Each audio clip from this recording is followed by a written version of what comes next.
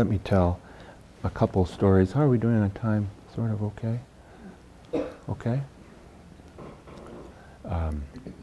The cessation of suffering. Let me point to the cessation of suffering with a couple stories. One that's not the cessation of suffering, and one that is the cessation of suffering. So the first one is one of my favorite American Zen stories. So it's probably not a good way to introduce the story, but it really is. So my friend Clark Strand, who some of you may know, he's written some books and a wonderful introduction to meditation called The Wooden Bowl, which is a beautiful meditation book. And he has a book coming out soon, maybe it's out now. It's about koans of the Bible. He goes through the Bible and finds those places that are the truth happening points and point to the same irreconcilable yet reconcilable pickle that we're in.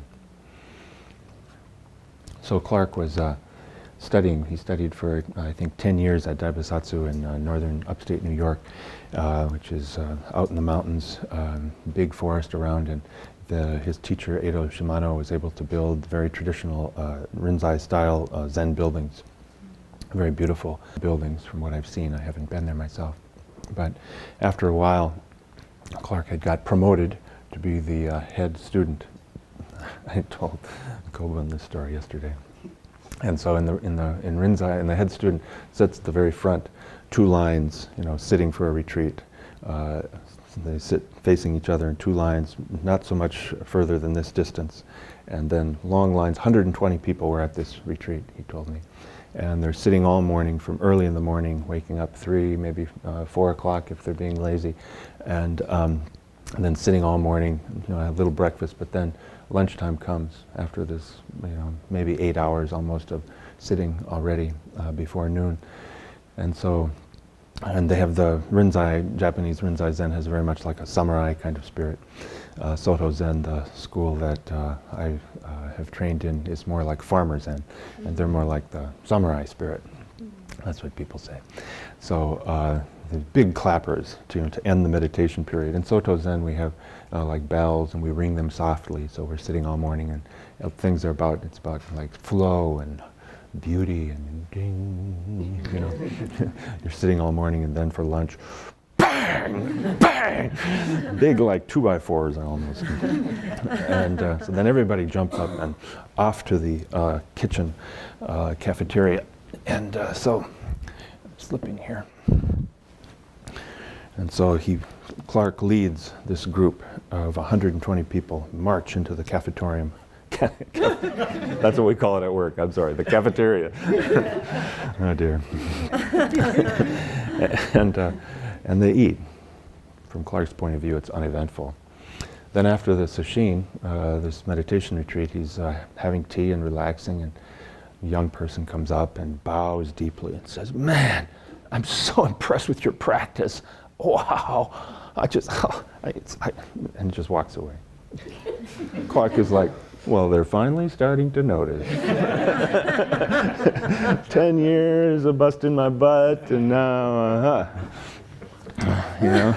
And then another person, and he gets suspicious, and he turns to his friend and like, "What are they talking about?" And his friend goes, "The bear, man, the bear." Clark is like, "What?" "On the third day of sesshin, you ended the zazen with, great hara. And then you marched and led us down the walkway and between the buildings of the zendo, the meditation hall, and the cafeteria. And between the buildings, just 10 feet off, was a large black bear standing there. And you didn't waver. You didn't flinch. You were inspiring to everyone. Your practice made this sesshin come alive." And so Clark goes, "Shit." So then his teacher, Edo Roshi, heard about this and invited Clark up for tea, and Clark was like, I don't know. So he comes in and sits down, and Edo offers him tea, and then says, to lead 120 people by bear, showing no fear. This is great Zen. To lead 120 people by bear and not know bear is there is stupid.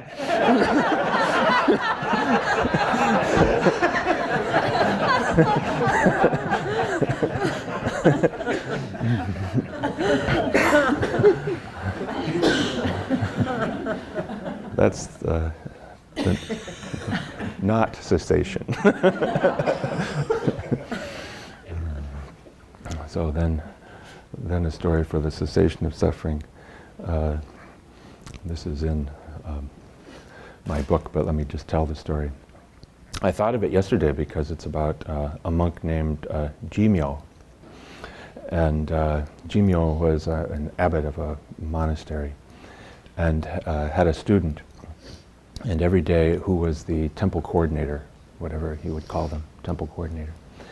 And every day the student would say to Jimyo, "What is the essence of the Buddha Dharma?" And Jimyo would say, "Please take care of the temple." And so Jimyo would say this. The monk's name is unknown. And so finally the monk got really frustrated.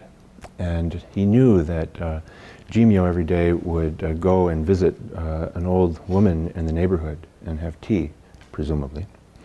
And so, so Jimyo hid along the path. And as, not Jimyo, the monk hid along the path. And as Jimyo was walking along the path, Jimyo jumped out and grabbed his teacher, very rude behavior, and said, "Tell me the essence of Buddhism right now, and if you don't, I'm going to throw you in the mud." And his teacher said, "Please take care of temple affairs." And so the monk threw him into the mud. And as he threw his teacher into the mud, Jimyo had an opening. His heart opened at that moment. And he bowed deeply and said, "Thank you. I understand. The essence of Buddhism is to take care of temple affairs." And Jimyo said, "It's true, but now you have to go away because you've thrown me in the mud, and the monks at the temple will not like it if they hear that you've thrown me in the mud." And the story ends there. We don't know what happened to the monk. Many of our stories have this sense of unrequitedness, even in their requitedness. You know, he had a taste of cessation, and yet there's something unresolved still.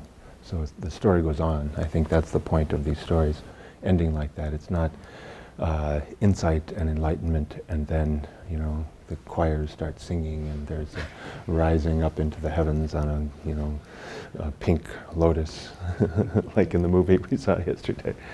Maybe for some people, but so that's the possibility of cessation of suffering. And then the fourth noble truth is about the path of the cessation of suffering. And in Soto Zen, we talk about it just in two ways. Traditionally, there's the Eightfold Path, which I won't go into now, but what we call this category of teaching is the Japanese word is jikige joto, and what it means is to directly, no gap between receiving and actualizing. No gap between receiving the teaching and actualizing. And within that category, as I talked about it yesterday in the workshop, there's two parts. One is studying the Buddha Dharma, and there's all sorts of ways of studying the Buddha Dharma, studying the suttas and chanting and meeting with a teacher.